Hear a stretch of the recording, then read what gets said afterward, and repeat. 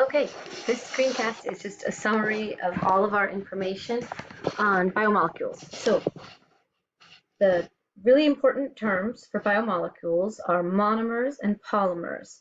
And the analogy of the necklace is pivotal. Monomers are the beads, polymers would be the necklace, right? So here would be one monomer. When you string all the monomers together, you get a necklace. Another analogy would be with building blocks or Lego blocks. Monomer is the building block. The polymer is whatever the Lego construction is, the house or the spaceship. Okay, there it goes. All right, our first type of 4 biomolecules are the carbohydrates. That's the general category.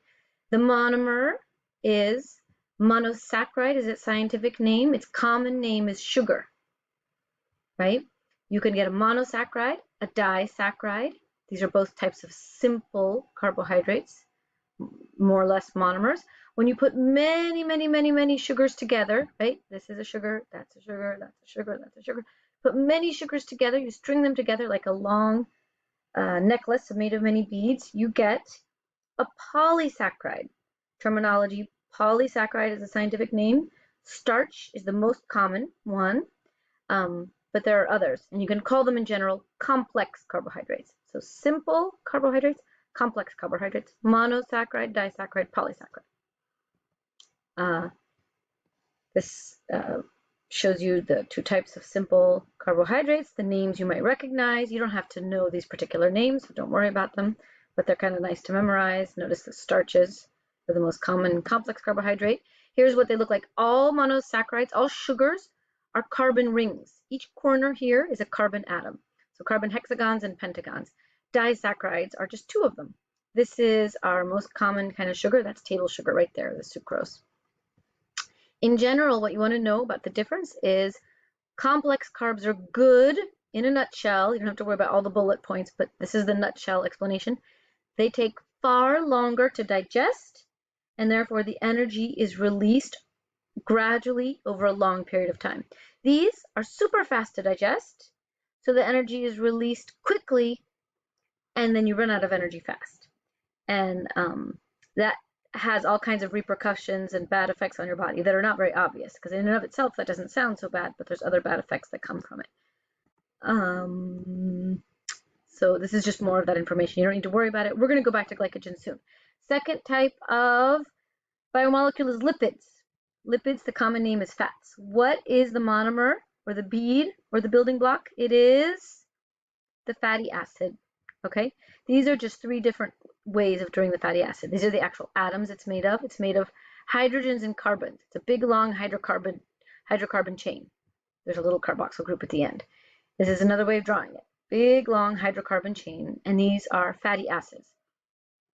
Fatty acids, when you put them together, the fatty acids are the monomers. The polymer, in this case, it's a little bit confusing because it's not exactly like beads on a necklace. They don't get strung up all together. They get constructed in a special way. You take a glycerol, and it's kind of like the backbone of the molecule, and you take 1 fatty acid, 2 fatty acids, 3 fatty acids. 3 fatty acids attached to a glycerol are triglyceride, which is basically common body fat. And the function of body fat is the storage of energy. The function of carbohydrates are a fast source of energy. Carbohydrates provide energy, fats store energy. So monomer fatty acid, polymer triglyceride. Notice that there's different kinds of fatty acids. The saturated ones easily form solids and therefore can easily cause buildup or clogging of arteries.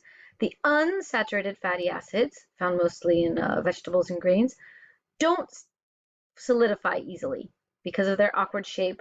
They don't get close to each other physically. When the molecule stacks up, it leaves lots of room, lots of space between molecules, so it remains a liquid. Solidifies easily, remains a liquid. This is really obvious in butter, which solidifies easily, and oil, which obviously are fats which don't solidify. And these are the ones that can cause clogging in your arteries if eaten to excess. Obviously, everything eaten in moderation is good. Even fats and cholesterols are good for our body. We need them if we just eat them in moderation. All right, we're going to skip the trans fat business because it's real confusing. This is just the same concept of saturated fat. It's to show you these guys, because they stack poorly, they remain further apart. These guys, because they stack tightly, they become like that. Okay, and there's the clogging of the arteries. All right, now we can compare glycogen. You can't see it, but these are all supposed to be little tiny hexagons attached. Remember what hexagons are? They're carbon rings, which are sugars. Sugars are the monomers of what? All these sugars have been put together in long strings. That makes them a complex carbohydrate.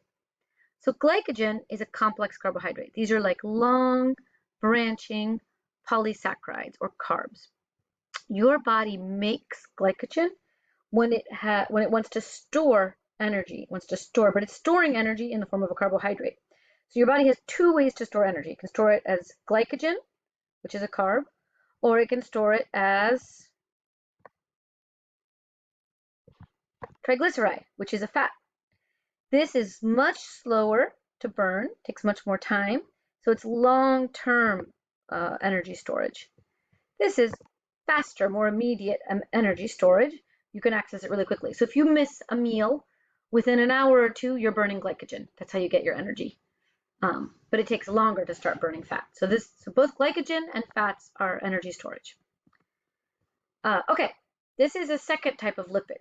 So this is, again, you should recognize what the hydrocarbon chain is. Hydrocarbon chain is a fatty acid. We have fatty acid number 1, fatty acid number 2, and we have a head, which is called a phosphate group. Okay, so we've got a phosphate group and 2 fatty acids.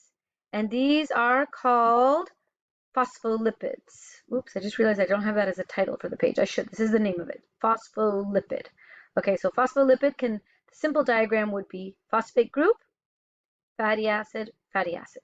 Now, all lipids are water-hating or hydrophobic.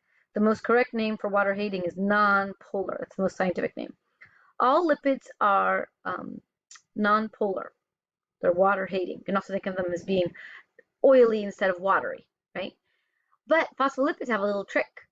Of course, their fatty acids are water-hating or non-polar, but they have this strange characteristic. Their head is polar. The phosphate group is polar. So in one molecule, there's a water-loving part and a water-hating part. And this gives them a very special property, which we're going to better understand later, but all you need to know is that they have this really interesting way of arranging themselves in a double layer, and that arrangement makes them form the cell membrane. Function of carbs, provide energy. Functions of fats, triglycerides, store energy. Function of phospholipids, form the cell membrane. Okay, this is just a visual image. There's the phosphate head, water-loving. There's the fat-soluble, non-polar, water-hating tails. Okay, so lipids are a little bit confusing. There's 3 types. Triglycerides, body fat with 3 fatty acids. Phospholipids with 2 fatty acids. These store energy. These form the cell membrane. And the third type is less important. It's a steroid. And it just has this unusual shape. And steroids just have really 2 roles. One type of steroid is a cholesterol, which strengthens the cell membrane. Another type of steroid forms some of the hormones, not many hormones, just a few of them, especially the sex hormones, estrogen and progesterone. So steroids are kind of unusual and quirky. They have no monomer, no polymer. There's no building block here. It's just its own thing. It's this set of carbon rings. Okay, that's more information on the steroids. Go ahead and read that. That is not relevant. Okay, here we go. Biomolecule number 3 is proteins. What is the monomer of a protein? The amino acid. The amino acid is basically one central carbon with an amino group, NH2, a carboxyl group, right, which is this, a little hydrogen, and the all-important R group. Why is the R group so important? What does the R group do? Here, the blue is the R group, the beige is the R group, the green and purple. The R group changes and makes the 20 kinds of amino acids. Okay, so the R group changes. In the R group, you get one amino acid, which is distinct from another. Now, these are really complicated to write chemically in accuracy. So how are we going to represent different amino acids in general? We're just going to show different colored beads.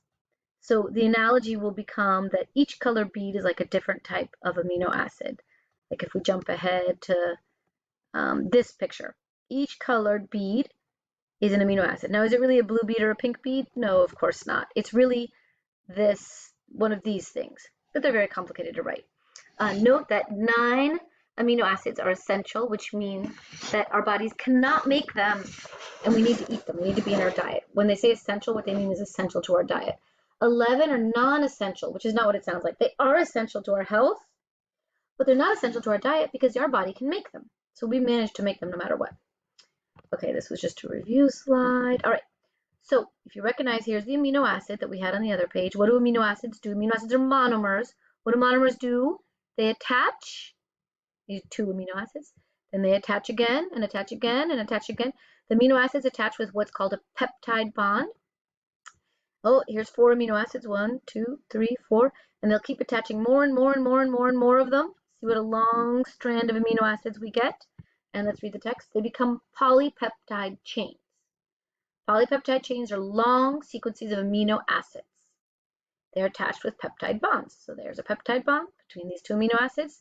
Here's a peptide bond between those 2 amino acids, and so on. Basically, a polypeptide chain is almost a protein. It's the first level of a protein. Okay, so here we go. Amino acids attaching, long chain is an amino acid. Is a polypeptide chain, I wanted to say. That's the primary structure of a protein. Now let's go to the 4 levels of structure. Structural level number 1, this long strand. Structural level number 2, we start folding. This was the local folding where we get helices, they're basically spirals, and we get pleats, and these form because of hydrogen bonds, right? So hydrogen bonds form between amino acids.